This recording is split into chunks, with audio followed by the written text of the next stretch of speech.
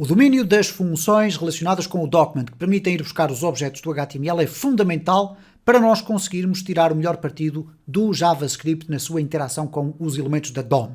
Vimos no vídeo anterior as 4 funções mais conhecidas no caso do getElement, pode ser o getElementById e depois o getElements by tag name, by name e by class name. E já percebemos que no getElementById vai buscar um único elemento, enquanto os outros vão buscar uma coleção.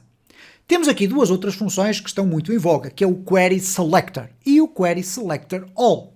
Qual é a principal diferença entre estas duas funções? Bom, o querySelector vai buscar um único elemento, enquanto o querySelectorAll vai buscar uma coleção.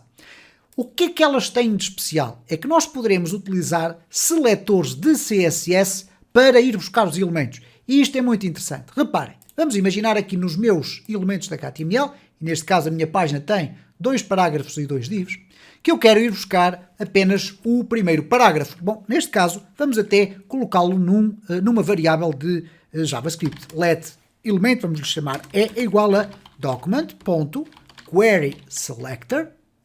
E no querySelector vamos passar como argumento o elemento P. Ora, isto obviamente é o equivalente a ter aqui, por exemplo, um style e colocar aqui um elementSelector, P, e dizer que o color vai ser red. O que é que vai acontecer aqui? Os 2 parágrafos vão ficar com o texto a vermelho e o que nós vamos agora aqui fazer é o seguinte. O que é que afinal de contas veio ali naquele E? O que é que lá está guardado dentro? Vamos então fazer aqui um console.log do E. E então vamos aqui verificar que ele foi buscar de facto o primeiro parágrafo, não foi buscar o segundo. Bom, isto é muito interessante porque vamos imaginar que eu em vez de apenas um element selector, eu tinha aqui um ID igual a primeiro. E este ID aqui será igual a segundo, por exemplo. Ora, o que vai acontecer aqui é o seguinte, como é que nós definimos uma classe para o parágrafo, neste caso sem ser o P, para definir apenas a cor para este que aqui está? Poderíamos colocar obviamente aqui o atributo classe igual a qualquer coisa, mas eu posso colocar aqui simplesmente assim. E vamos colocar aqui segundo. Ok?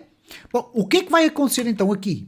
Reparem, o segundo parágrafo foi caracterizado então com a cor vermelho, porque eu utilizei um seletor de ID do CSS.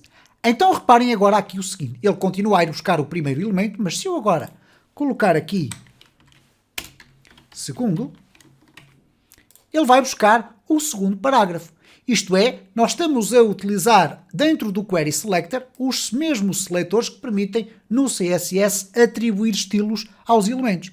E aqui o mundo é gigantesco. Porquê? Porque existem seletores aninhados que nós podemos utilizar e que iremos com certeza ter a oportunidade de explorar mais à frente para nós ficarmos com um domínio mais completo possível sobre como selecionar determinados elementos. Imaginem, por exemplo, como é que nós vamos selecionar dentro de uma lista o último elemento dessa lista. Por exemplo, podemos fazer essa experiência já de seguida, mas antes disso, eu vou-vos mostrar aqui o que é que acontece se eu utilizar o querySelectorAll. E nesta circunstância, se eu aqui alterar para, por exemplo, o div, ele vai-me buscar o quê? Obviamente vai-me buscar todos os divs. E eu tenho aqui então uma coleção que contém todos os divs que a minha página tem. Obviamente que se eu quiser depois interagir com qualquer um deles, eu teria que usar o seu respectivo índice.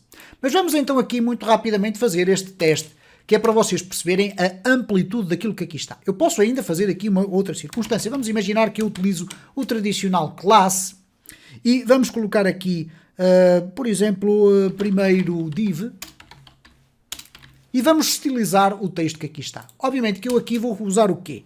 O ponto primeiro div e depois posso definir aqui os parâmetros que eu quiser. Por exemplo, o font weight bold, o font size 16px e o color blue, por exemplo. Isto vai fazer com que este primeiro div fique obviamente com esta formatação que aqui está. Bom, vamos então agora verificar aqui que utilizando esta mesma expressão dentro do querySelector, e para isso vamos aqui de remover o all e vamos usar apenas isto. Reparem que coloquei o ponto, ele vai buscar exatamente aquele elemento. Cá está, primeiro div e nós temos aqui, de certa forma, uma uniformização das linguagens, isto é, o Query Selector permite usar um seletor do mesmo género que é usado no CSS e, por conseguinte, se nós dominarmos bem os seletores de CSS, nós vamos conseguir tirar o melhor partido aqui do Query Selector. Vamos apenas ficar aqui com uma curiosidade. Por exemplo, uma Unordered List, UL, que tenha vários elementos. Vamos colocar aqui item 1 e vamos copiar aqui mais 4 vezes. Este vai ser, obviamente, o 2, o 3 e o 4.